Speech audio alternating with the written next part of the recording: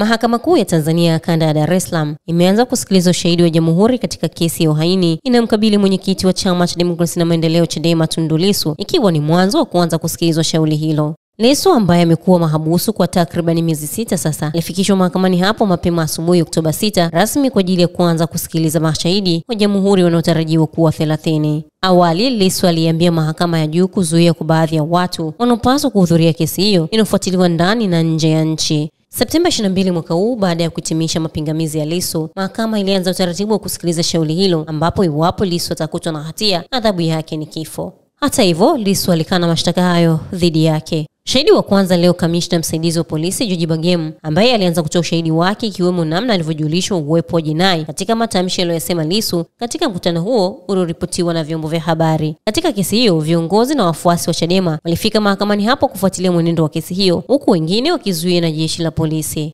Baada ya kuwasilishwa kwa siku nzima, kesi hiyo imeahirishwa hadi Oktoba 7 mwaka huu, ambapo mashahidi wa Jamhuri wataendelea kutoa ushahidi.